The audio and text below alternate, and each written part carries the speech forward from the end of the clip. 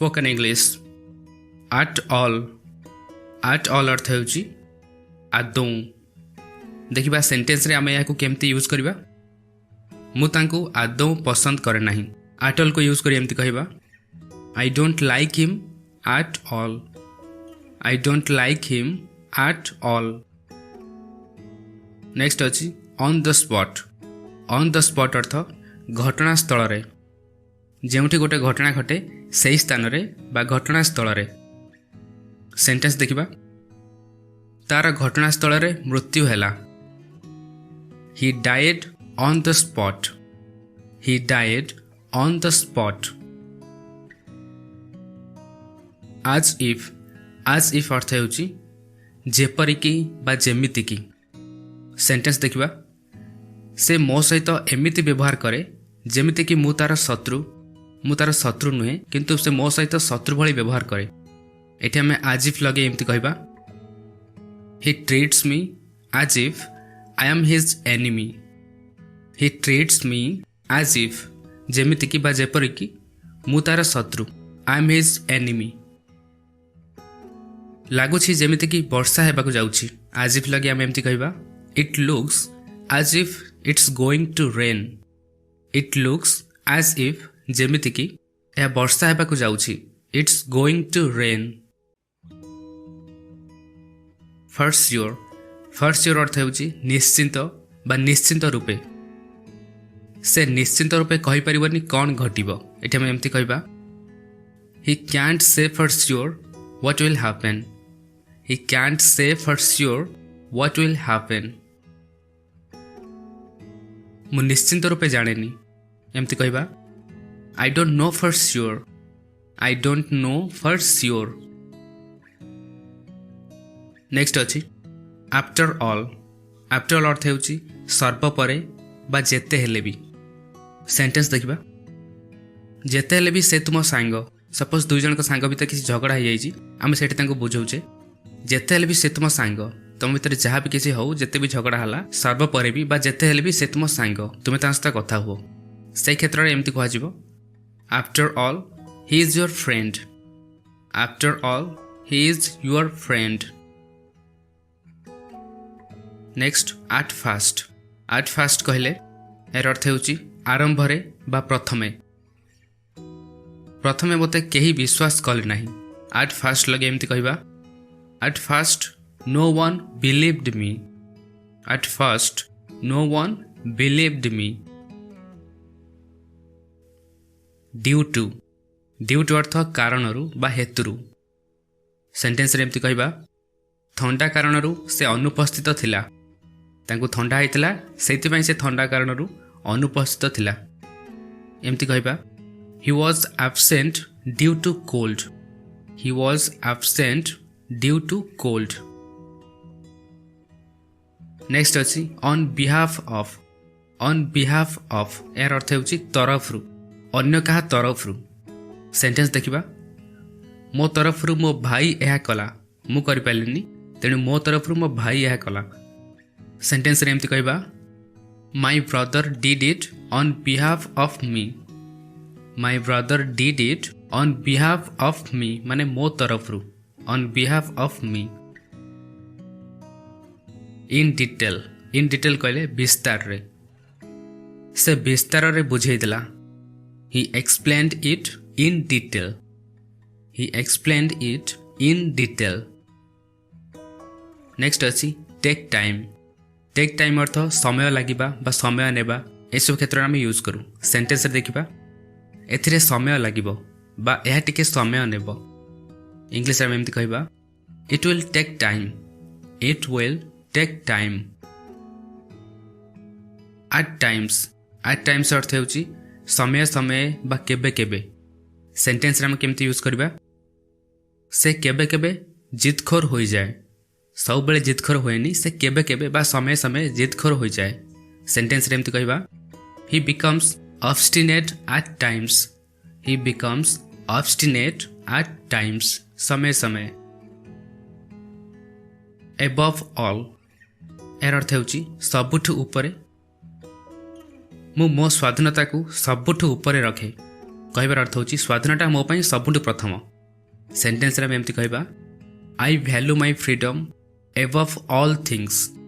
I value my freedom above all things. Above all things सब जिनसटु ऊपरे। Rely on. Rely on अर्थ होची कहा ऊपर निर्भर करबा। सेंटेंस देखिबा अन्य ऊपर निर्भर कर नाही। Don't rely on others. Don't rely on others अन्य ऊपर निर्भर कर नाही। देन एंड देयर एर अर्थ होची सही समय रे बा सेठी ही जहाँ घटना घटला सही समय रे बा सही जगह रे मु सेठी ही तांका प्रस्ताव को अस्वीकार कली। जेतबेले से मते प्रस्ताव देले सेठी सही जगह रे मु तांका प्रस्ताव को अस्वीकार कर देली। सेंटेंस रे एमती कहबा I refused his proposal then and there. I refused his proposal then and there. Without question बिना कौनसी प्रश्न रे बा निसंदेह रे। से बिना कौनसी प्रश्न रे आदेश पालन कला। तांको जहाँ भी आदेश दियागला सही आदेश को से पालन कले। He carried out orders without question. He carried out orders without question. Any longer एर अर्थ होची आउ नुह मु एहा आउ सही परिबिनी। सेंटेंस रे एमती कहबा I can't tolerate it any longer. I can't tolerate it any longer. Any longer कहले आउ सही परिबिनी बा आउ नुहे। मोते आउ आवश्यक नहीं। आई डोंट नीड एनी लंगर मोर आगुर आवश्यक होतिला एबे मोर आउ आवश्यक नहीं। I don't need any langar. Next अछि ओवर एंड ओवर एर अर्थ होची बार बार कौनसी काम को बार बार करिबा। गोटे भूल को बार बार दोहराओ नहीं। एठी एमती कहबा don't repeat the same mistake over and over. Don't repeat the same mistake over and over. A couple of कहले गोटे दुईटा एक रु अधिक बा दुई पाखापाखि जेमते आमे कहू घंटे दुई घंटे दिने दुई दिने। सेंटेंस देखिबा घंटे दुई घंटा परे। A couple of hours later. A couple of hours later मु थरे दुई थरे ताकू देखिछि। एठी एमती कहबा I have seen him a couple of times. I have seen him a couple of times कहले थरे दुई थर a couple of times. Next अछि on purpose एर अर्थ होची जानी सुनी बा उद्देश्य रे कोनोसी काम गोटे जानी सुनी करिबा बा उद्देश्यमूलक भाव रे करिबा सेठी हमें on purpose लगे कहबा। सेंटेंस देखिबा तांको देखिबा उद्देश्य रे मु आसीथिली मोर आसीबा उद्देश्य थिला तांको देखिबा। एमती कहबा I came here on purpose to see him. I came here on purpose to see him. मु जानी सुनी कर नथली एहा भूल रे होई गला। मु जानी सुनी या कर नथली बा कोनसी उद्देश्य रे मु कर नथली एहा भूल रे होई गला। I didn't do it on purpose. It happened by mistake. I didn't do it on purpose माने कोनसी उद्देश्य रे कर नथली। It happened by mistake भूल रे होई गला। Keep in mind. Keep in mind अर्थ होची मन रे रखिबा बा मन रखिबा। सेंटेंस देखिबा एहा मन रे रख। Keep this in mind. Keep this in mind मन रे रख। हैव अ लुक एर अर्थ होची थरे देख बा थरे नजर पकाओ। सेठी हम कहबा हैव अ लुक। सेंटेंस देखिबा चारियाडे को थरे देख बा चारियाडे को थरे नजर पकाओ। एमती कहबा have a look around. Have a look around चारियाडे को थरे देख। एही छवि को थरे देख। Have a look at this picture. Have a look at this picture. At the same time यार अर्थ होची गोटे समय रे बा साथी रे कोनसी गोटे घटना घटुची सेही समय रे आ गोटे घटना घटिबा बा ताहारी सहित गोटे घटना घटिबा सेटा में कहबा eight the same time.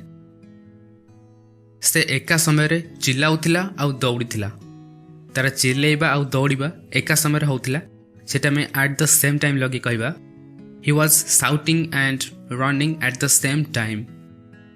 He was shouting and running at the same time. In that case, air अर्थ होची सही क्षेत्र रे बा जदि एमती हुए एई सब अर्थ रे हमें इन दैट केस यूज करू। सेंटेंस देखिबा आसंता काली बाजार बंद रहिबो सही क्षेत्र रे हमको आज जीवाक पड़िबो। हमर काली बाजार जीवार थिला किंतु जेतु काली बाजार बंद रहिबो सो एई क्षेत्र रे हमको आज जीवाक पड़िबो बा जदि एमती हुए माने जदि मार्केट काली बंद हुए ताले हमको आज जीवाक पड़िबो। सेटा हम कहले if the market will be closed tomorrow in that case we have to go today.